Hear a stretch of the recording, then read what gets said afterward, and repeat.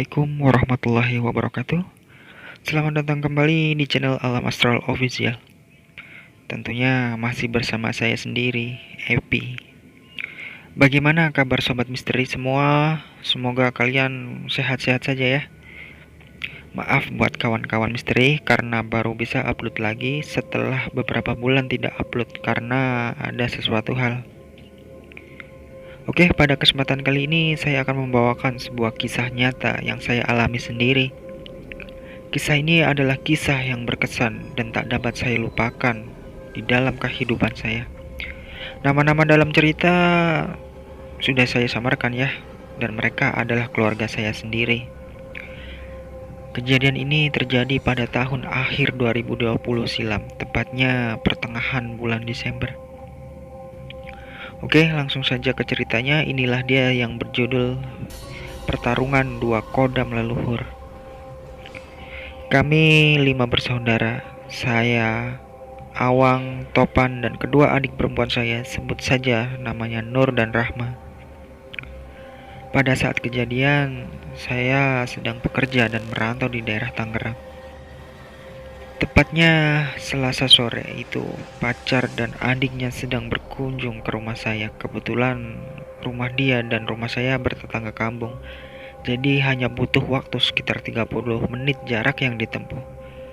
Singkat cerita, waktu sudah menunjukkan pukul 6 petang dan inisiatif karena pacar saya dan adiknya sama-sama perempuan. Saya menyuruh adik saya si Topan untuk mengantar sampai rumah pacar saya itu. Saya menghubungi adik saya melalui panggilan WhatsApp pada kala itu. Dan singkat cerita diantarlah mereka oleh adik saya si Topan ini. Si Topan ini adalah adik saya yang nomor 3. Dan waktu menunjukkan pukul 9 malam. Mama saya menelpon untuk saya menghubungi pacar saya untuk menanyakan si Topan karena katanya belum sampai rumah. Yang padahal jaraknya tidak terlalu jauh. Ya, namanya orang tua pasti khawatir dengan anaknya, takut terjadi apa-apa. Dikarenakan HP adik saya si Topan ini tidak bisa dihubungi, jadi mama saya menyuruh saya untuk menghubungi pacar saya. Setelah itu saya menghubungi pacar saya, dan pacar saya berkata bahwa si Topan ini sudah pulang sedari tadi lepas maghrib jam 7.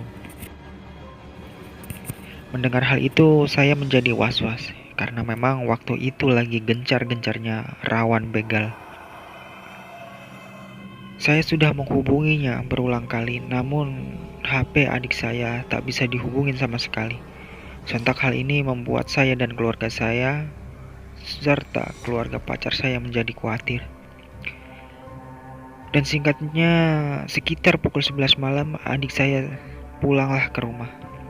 Dan ia bilang ia mengambil jalan memutar karena dengan beralasan takut lewat jalan hutan bambu dan memilih jalan yang agak terang melewati pematang sawah.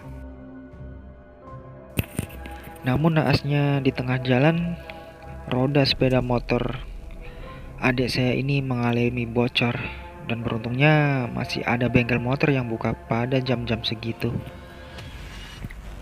Dan begitu sampai rumah, adik saya ditegur habis-habisan oleh orang tua saya karena sudah membuat semua orang khawatir kala itu, termasuk saya sendiri sempat emosi karena si Topan ini membuat keluarga saya dan keluarga pacar saya bingung tak karuan. Yang tanpa disadari, adik saya mungkin merasa disalahkan dan dipojokkan. Namanya juga anak muda, masih gampang tersulut emosi. Dan si Topan ini memilih untuk masuk kamar. Namun, keributan kecil dalam keluarga saya tidak berhenti sampai di situ. Ya, namanya keluarga pasti ada saja liku-liku rumah tangga ya. Dan dari cekcok orang tua saya, adik saya si Topan tanpa diduga keluar kamar. Dan secara tiba-tiba ia berlari dan pergi ke dapur. Dengan nekat, adik saya si Topan ini mengambil sebuah sabit dan berlari ke arah ruang tamu di mana orang tua saya berdebat. Malam itu adalah awal dari kisah ini bermula. Orang tua saya dan adik saya yang nomor dua, si Awang, ini ketakutan karena si Topan memegang sebilah sabit dengan cara diacung-acungkan ke arah orang-orang yang ada di ruangan malam itu dengan tatapan mata yang tajam. Lalu keluarga saya mencoba membujuk si Topan agar tak berbuat nekat.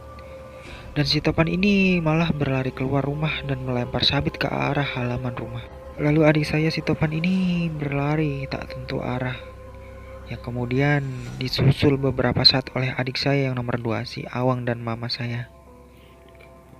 Setelah beberapa menit mencari ke sana kemari, menembus gelapnya malam menggunakan senter dan tanpa alas kaki, mereka berdua akhirnya menemukan adik saya si Topan ini di sebuah kebun kosong milik seorang warga. Ia duduk terdiam di bawah pohon kelapa dan menghadap bentangan persawahan. Karena kebetulan rumah saya tidak jauh dari area persawahan ya. Pada saat adik saya si Awang dan mama saya mendekati dan memanggil-manggil untuk membujuk agar segera pulang. Karena waktu pun sudah hampir menunjukkan pukul 12 malam. Namun si Topan ini tak menjawab apa-apa dan hanya terdiam. Spontan adik saya nomor dua ini si Awang berinisiatif memegang pundak si Topan yang saat itu terduduk diam. Namun pada saat si Awang memegang pundaknya, ia merasa ada hawa yang aneh. Dan badan si Topan ini terasa kaku dan keras seperti memegang sebuah batu. Dan pada saat si Awang mencoba menerka dalam pikirannya apa yang sebenarnya terjadi, seketika itu pula si Awang adik saya yang nomor dua ini mendengar si Topan adik saya yang nomor tiga ini menggeram. Dan Awang baru tersadar ada hal yang tak beres. Lalu adik saya si Awang ini mengkode mama saya dengan saling tatap muka. Mama saya pun masih bingung dan mencoba menyadarkan si Topan ini. Namun yang terjadi di luar dugaan. Si Topan berdiri dengan raut muka yang mengerikan seperti mau menerkam dengan bola mata yang hanya berwarna putih. Pandangannya kosong dengan diiringi suara germanya yang mengerikan.